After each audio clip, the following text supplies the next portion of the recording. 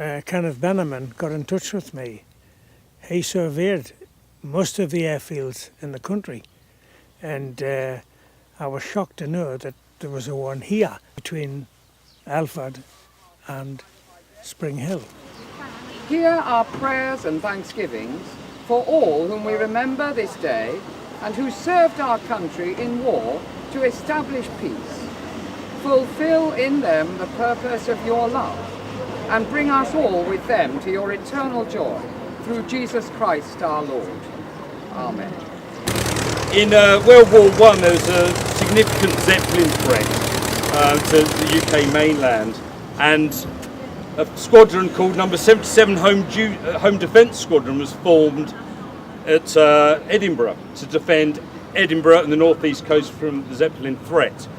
The biplanes were very, very short range, and consequently there was a lot of landing grounds which were essentially a large open field, so the pilots could land into wind in any direction. And there's a few tarpauling hangars also set up on the airfield. So they would deploy down here to cover this section of the coast if any Zeppelins were spotted. Also during the war, one of the major threats in this area were U-boats. And the U-boats would even surface and attack merchantmen, fishing, even coal carriers. And so 256 Squadron was formed, and similarly it needed, because of the short range of the aircraft in World War I, they old biplanes, they used de Havilland 6s, it needed a lot of landing sites spread around the whole of Northumberland, of which Seahouses was one. At the end of the war, squadrons were disbanded and the field went back to being a field, and agriculture.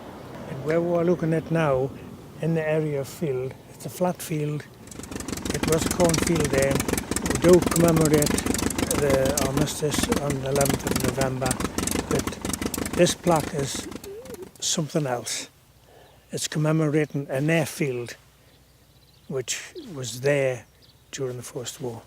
It gives me great privilege in the RAF centenary year to unveil the plaque of a piece of our history about Seahouses Airfield.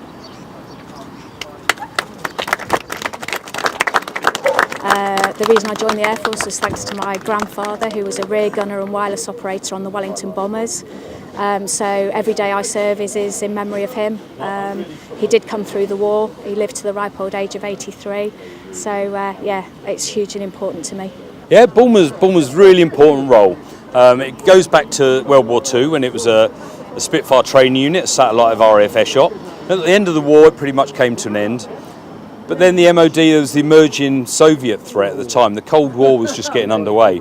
So Boulmer became a really important site for air defence of the UK, the people who detect and then control fighters to meet any threat. And today, Boulmer still does that role, both against traditional threats of potential nations we don't get on with, but more importantly now since 9/11, in the counter-terrorism role, working with the Home Office and the police in policing the UK airspace in case any terrorist organisation wishes to use aviation as a weapon.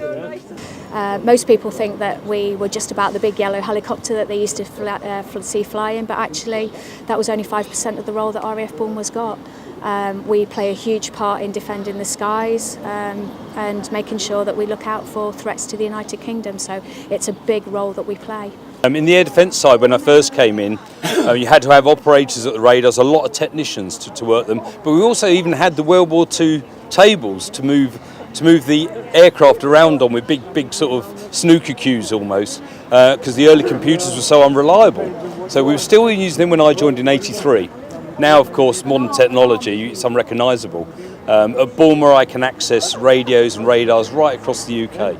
As the station warrant officer, I have a ceremonial role, so if we have any plaque unveilings or anything that requires any ceremonial, then I always try and attend. If it's not me, then a member of the station executive, usually the station commander or OC support wing, will come out and do these, because it's important to us. It's about the community engagement that we have with the local population of the northeast of England, and as you say, RAF Boulmer has a key role that it plays within the northeast of England, and one of that is the engagement with the public and the civilian population. and it's very important that we commemorate it, because if we don't talk about it, generations, it will fade out.